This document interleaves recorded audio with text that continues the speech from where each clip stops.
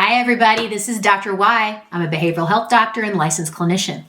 And today I'm going to be addressing the all over the media pop culture term, gaslighting. Gaslighting is a term that I've seen all over social media. You see a lot of news outlets doing stories on gaslighters. And I decided I was going to weigh in on this because I want you to be able to identify it properly. And I want you to understand where it came from. So here we go. The term gaslighting is not an official psychological term. It's not. You're not going to find the word gaslighting in any form of the DSM-5. What's the DSM-5? It's the Diagnostic and Statistical Manual Edition 5. It is basically the mental health Bible of where I go as a licensed clinician to diagnose mental health disorders. So, where did the term gaslighting come from anyway? I think it has some merit in terms of explaining a type of psychological abuse. I think that has merit. And anytime we can educate the public, especially our kids, about what red flags to look out for in terms of how they're being treated by other people, I think that's a win-win.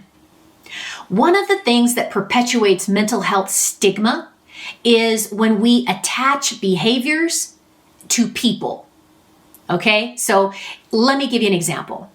People can utilize psychological or manipulative behaviors to try and control other people, like a gaslighting behavior. But people themselves are not gaslighters. That's the difference. When we're talking about mental health or even medical conditions, what we don't want to do is further stigmatize anybody with a mental health condition. So here's a little tip. Remember, it's important to speak to the behavior and not the person. Okay, so the term gaslighting, where did that even come from? I had to look it up. The term gaslighting originates from a British play that was filmed in the 1930s. The play was called Gaslight, big shocker, and the plot was about a husband who mentally and emotionally abuses his wife.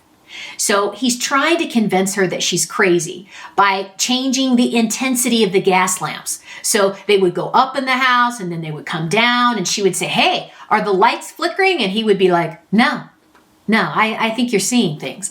Or he would do other crazy things like knocking on the walls in the house or moving items around the house or taking items out to where they disappeared. And she thought that she was going crazy by his level of manipulation.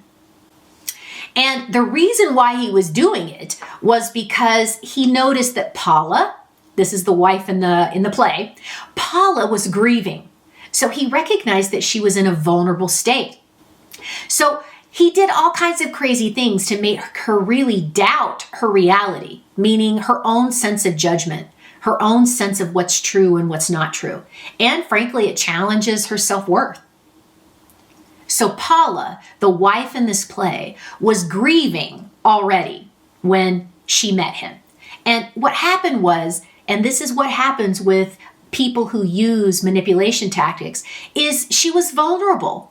She was vulnerable to be manipulated, and he knew that. So he was so persistent in denying her reality that he eventually convinced Paula that she was, in fact, mentally crazy. And the story ends in this tragic way of the wife being committed to a mental institution in order for the inheritance to be stolen by this conniving, manipulative man. So that's where the term gaslighting came from. It literally came from Hollywood, folks. And I can't say that I disagree with outlining really the psychological manipulation of devaluing a person's sense of reality and self. He chose a vulnerable victim who was already grieving. He knew that he could manipulate her weakened psychological state and get what he really wanted, which was the money and the control. Now, sadly enough, we see this in everyday examples. And this is why I think the advertising of this particular term about gaslighting really does have a positive effect. Hey, look, anything that we can do to teach people about avoiding red flags, of emotionally abusive relationships, I think is a good thing. Let me outline for you 5 types of gaslighting red flags. Yeah, these are 5 ways that I typically see it show up. I'm sure that there are others too. So the first archetype of gaslighting that I want to highlight is called blaming. Look, this type of gaslighting involves blaming someone else for either major or minor things that might go wrong. With this, if anything goes wrong in the relationship, it doesn't matter what it is, you're always going to be blamed. It's always your fault. A person who uses emotional manipulation is never going to take responsibility or accountability for their own actions. This is a red flag. It may sound something like this. You made all of this fall apart. What's wrong with you?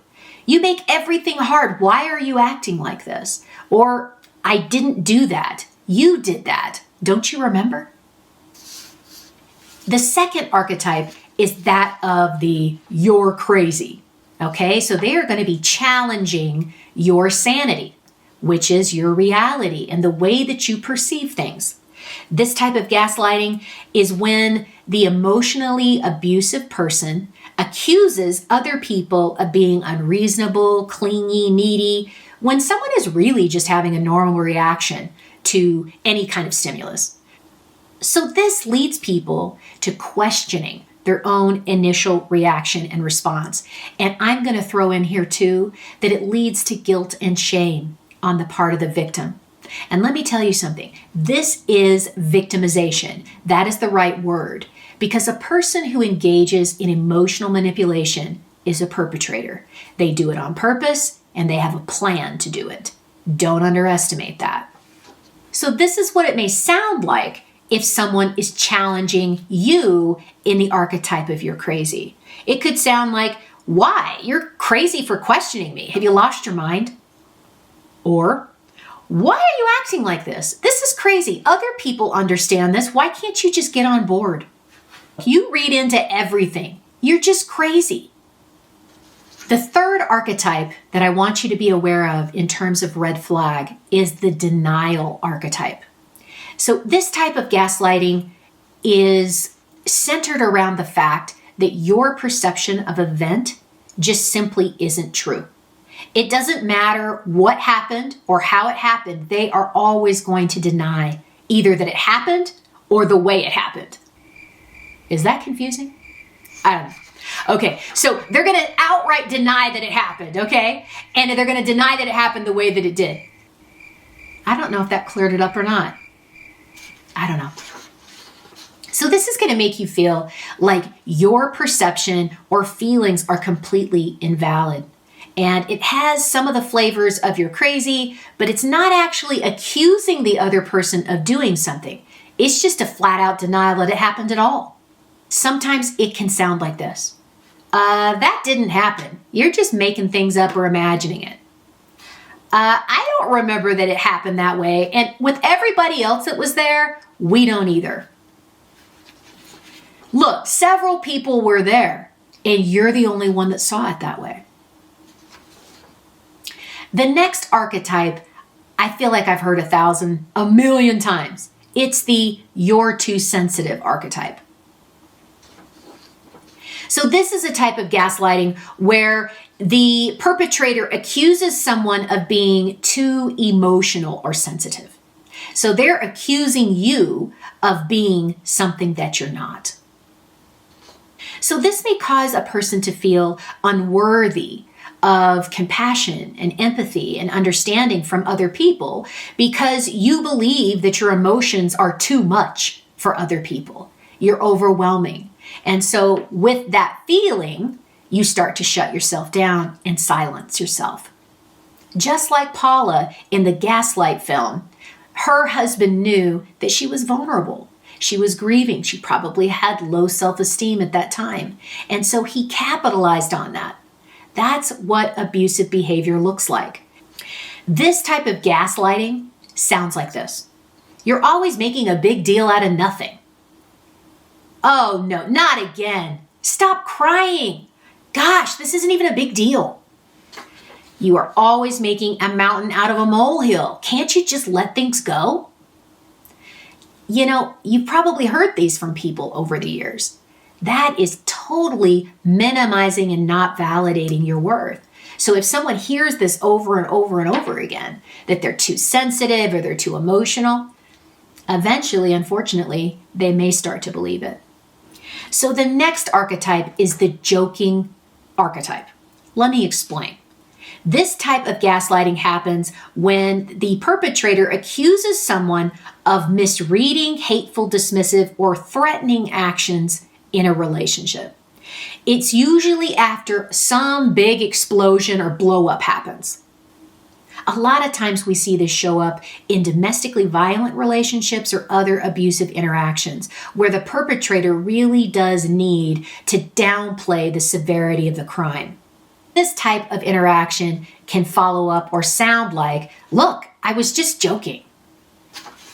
And any attempts to advocate for your needs in this situation are definitely going to be shot down. It could also sound like, "Oh, come on, lighten up. You can't take a joke. What's wrong with you?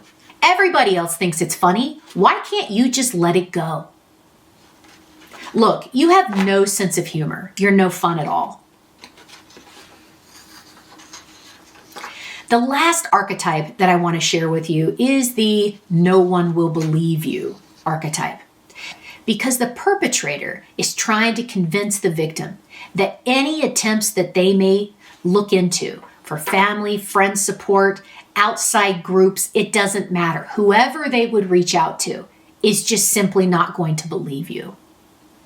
This is an ultimate action of control because they don't want you reaching out for help, to tell other people the secrets of the family, to let anybody know what's going on. And so what they're going to do is undermine every attempt or hope that you may have that someone else is going to believe you and that they're going to come and help you.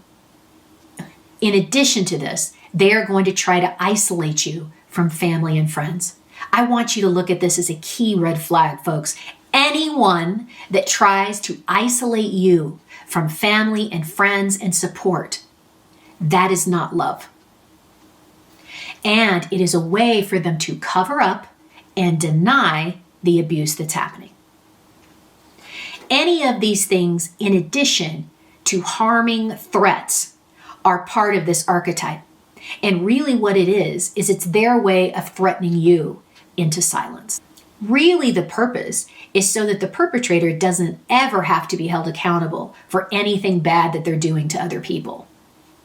Okay, now that you know 5 archetypes of gaslighting, according to Dr. Y, I want you to think about how often is it happening? Is this happening multiple times a day, every day?